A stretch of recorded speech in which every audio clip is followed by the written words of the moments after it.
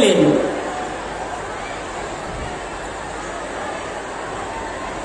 আসল তথ্য ফাঁস হয়ে গেছে।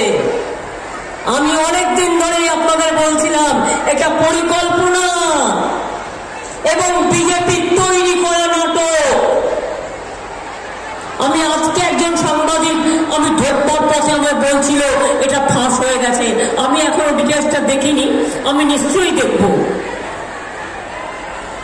কেন্দ্রের প্রতিনিধি মাননীয় রাজ্যপাল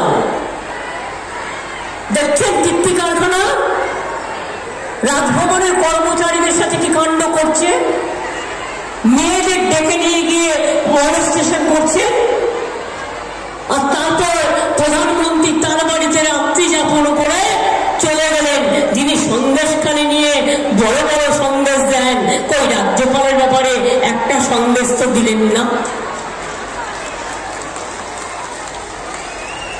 আপনার জগন্নাথ, আপনাদের এখানকার প্রার্থী, একটু সন্দেশ দিতে পারলেন না? খোঁজ নেননি কি করে? সবাই জানে, লোকাল লোক জানে, আর আমরা জানি না। কেন মুকুটমণি বিজেপি ছেড়ে তৃণমূলে চলে এলো? ওরা সবাই জানে ঘটনায় লজ্জায় শিউরে ওঠে। এদের ভোটে দাঁড়ানোর মতো অধিকার আছে না, ক্ষমতা আছে না, এইটুকু ভদ্রতা আছে?